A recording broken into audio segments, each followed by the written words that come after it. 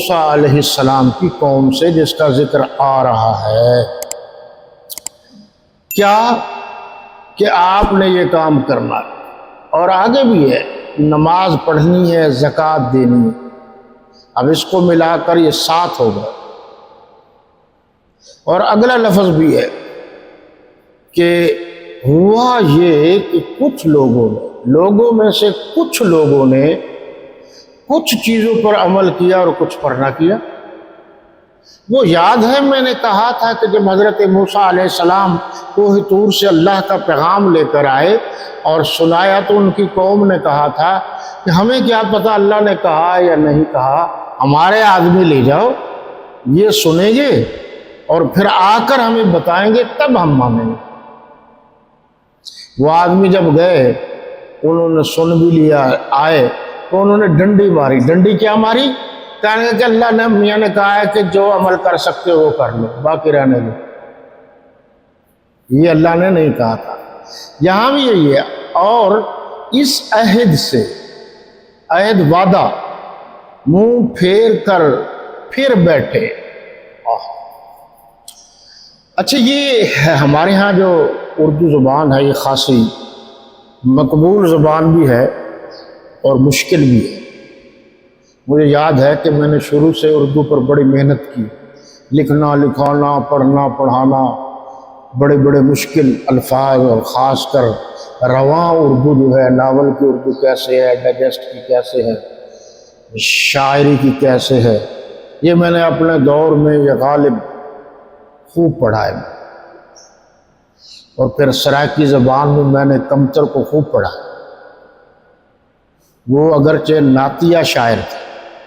اچھا، بہرحال اس میں جو مجھے سب سے بات اچھی لگی، ریڈیو پاکستان ملتان میں اکثر و بیشتر پروگرام میں ریکارڈنگ کے لیے جاتا تھا۔ پچھلے ادوار میں یہ ہمارے پروگرام میرے بہت آتے رہے۔ تو میں جب ریکارڈنگ کے لیے گیا تو حیران رہ گیا۔ ریکارڈنگ کرنے والی ایک خاتون تھی اور تعلیم یافتہ تھی۔ اچھا، مجھ سے بات چیت کرتی رہی، لیکن میں اس کے قابو نہ آیا کہ یعنی وہ مجھے پہچان نہ سکی کہ میں اصل اردو نہیں سرائکی ہوں۔ میں نے اتنا کنٹرول کیا تھا اپنے لب و لہجے پر۔ بہرحال کئی زبانیں اب بھی یاد ہیں، بہت کم ایسا ہے کہ یاد نہ رہ جائیں، اور لب و لہجہ میں فرق آ جاتا ہے۔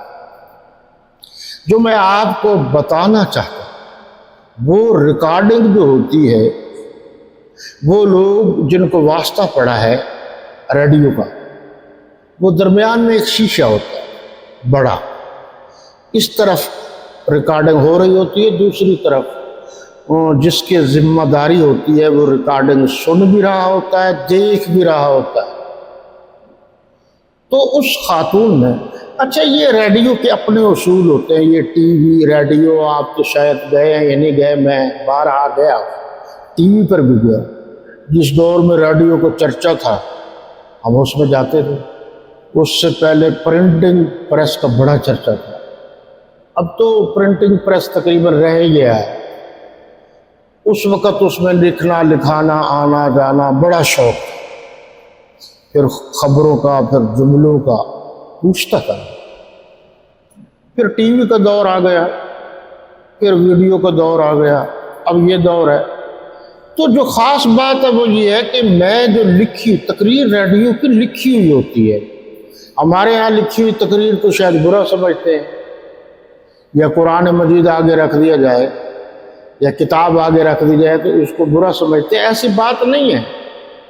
حافظ قرآن جو ہے اس کا ایک مخصوص نسخہ ہوتا ہے، جو پکے حافظ قرآن ہیں ان کا ایک مخصوص نسخہ ہوتا ہے، وہ از بر اتنا ہو جاتا ہے تو جب پڑھ بھی رہے ہوتے ہیں تو وہ گویا آگے دیکھ رہے ہوتے ہیں۔ اچھا، یہ حفظ کے بھی قاعدے اور ضابطے ہیں۔ یہ جو میں نے ایک دفعہ قاری طاہر صاحب سے پوچھا تھا، وہ ہمارے استاد تھے کتابی، حفظ و ناظرہ میں تو اللہ کی پناہ، وہ بہت مارتے تھے، بہت مارتے، کتابوں میں نرم تھے۔ اور ریڈیو پاکستان بھی میں ان کو لے جاتا تھا، ایک رکشے میں ہم جاتے، پہلے میں ان کو لے جاتا تھا، پھر حضرت مولانا سیف الرحمان صاحب کو لے جاتا تھا، پھر مجھے شوق ہو گیا، پھر میں شروع ہو گیا۔ تو وہ بڑے سخت تھے حضرت قاری محمد طاہر رحیمی صاحب۔ کتاب جو پڑھتا تھا، کتابیں ہم جسے کہتے ہیں درس نظامی، اس میں وہ نرم تھے۔ اچھا، بات چیت ہماری چلتی رہتی تھی، لیکن اس خاتون نے مجھے جو ٹوکا وہ زندگی بھر مجھے یاد رہے گا، اور مجھے ایسا کسی نے نہیں ٹوکا۔ میں وہ لکھی ہوئی تقریر پڑھ رہا تھا اور حافظہ بھی میرا ٹھیک تھا، اب تو گئے دن یاد آتے ہیں۔ وہ میں نے پڑھا پھر۔ اب یہ جو لفظ پھر ہے، لفظ تو صحیح ہے، ادائیگی یعنی جو ادائیگی ہے، اس میں جو لہجہ ہے یہ شرح کتاب ہے۔ تو اس نے مجھے روکا، انگلی کا اشارہ کیا، میں رک گیا۔ تو ادھر سے وہ آئیں اور کہا پھر نہیں، پھر۔ اب یہ آپ اردو داں سمجھ سکتے ہیں، صاحب زبان، پھر نہیں، پھر۔ تو یہ بھی لفظ ہے پھر، ترجمے میں آپ نے دیکھا، یہیں سے مجھے یاد آ رہا، معنی مفہوم ایک ہی تھا، لب و لہجہ میں فرق آنے سے اس نے پہچان۔ ٹھیک ہے؟ اور بعض اوقات تو ایسا ہوتا ہے کہ جن کی مادری زبان ہوتی ہے ان کو اپنی زبان پر اتنا عبور نہیں ہوتا جتنا ہمیں ہوتا ہے، یہ بھی ہوتا ہے۔ مثال کے طور پر سعودی عرب کے عربوں کو اتنا اپنے عربی زبان پر عبور نہیں ہے جتنا حضرت مولانا مفتی تقی عثمانی صاحب کو۔ ایسی مثالیں ہیں۔ اسی طرح سرائکی ہے، پنجابی ہے، جنگوی ہے۔ بہرحال تو یہ کہا گیا تھا پھرنا نہیں، یعنی اللہ نے جو آپ سے جن باتوں کا وعدہ لیا ہے اس سے مکر نہیں جانا، پھر نہیں جانا۔ انہوں نے کہا یہ ٹھیک ہے۔ وَإِذْ أَخَذْنَا مِيثَاقَكُمْ، اور جب ہم نے، اللہ وہ ذکر کر رہے ہیں، تم سے وعدہ لیا، عہد لیا، کیا؟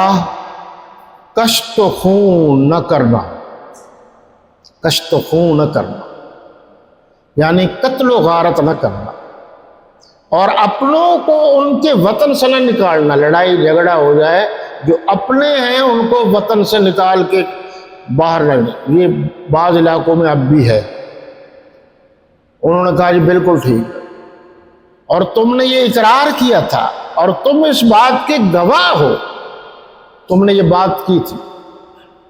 یعنی پچھلی 7 باتیں ہو گئیں، ان کو وہیں رہے، اگلی یہ 3 بات، تیسری بات بھی آ رہی ہے کہ جب ایک دوسرے میں لڑائی جھگڑے میں کوئی کسی کا قیدی بن جائے تو آپ نے مہربانی کرنی ہے ان کو معاوضہ دے کر، فدیہ دے کر چھڑا لینا، یہ وعدہ تھا۔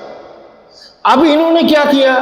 یہ قرآن کہہ رہا ہے، اور پھر تم وہی ہو کہ اپنوں کو قتل بھی کر دیتے ہو۔ وعدہ تو تم نے کیا تھا جی ہم ایسا نہیں کریں گے، اور اپنے میں سے بعض لوگوں پر گناہ اور ظلم سے چڑھائی کر کے ان کو وطن سے بھی نکال دیتے ہو۔ اب بھی ہے، آپ یہیں سے 10 کلومیٹر کے فاصلے پر جائیں، جن ذمہ داروں کے لوگ بیٹھے ہوئے ہیں، ایک تو مزارع ہیں جو ان کی زمینوں کی کاشت کرتے ہیں، ان کو تو مزارع کہتے ہیں، اور ایک کچھ انہوں نے کچے مکان جھوپڑیاں بنائی ہوئی ہیں، عام لوگ وہاں رہتے ہیں، ان کو مقامی زبان میں وسدے کہتے ہیں۔ تو وہ جو بات مانے ٹھیک ہے، جو نہ مانے وہ کہتے چل جا، وہ فارغ۔ اب اس کا کوئی اور مکان نہیں ہوتا، تو رہنے کی جگہ نہیں ہوتی، اس لیے وہ بیچارے پریشان ہوتے۔ ہاں، یہاں مجھے ایک بات یاد آئی، قائد اسلامی انقلاب حضرت مولانا مفتی محمود رحمۃ اللہ تعالی نے، میں یہ بزرگوں کی باتیں آپ کو اس لیے سناتا ہوں کہ ہمیں تو واسطہ پڑا ہے، آپ کو ان کی صحبت نصیب نہیں ہوئی، لیکن ان کی باتیں کتنی قیمتی ہیں۔ وہ فرماتے تھے کہ ہمارے مولویوں کو کیا ہو گیا، اتنی زبان لمبی کر کر کے چندہ مانگتے ہیں، اور جب وہ مسجد اچھی طرح بن جاتی ہے تو پھر بریلوی دیوبندی کا جھگڑا شروع ہو جاتا ہے اور بریلوی قبضہ کر لیتے ہیں۔ یہ اس جگہ، اس کو بنانے سے پہلے یہ اپنی جگہ کیوں نہیں خرید کرتے؟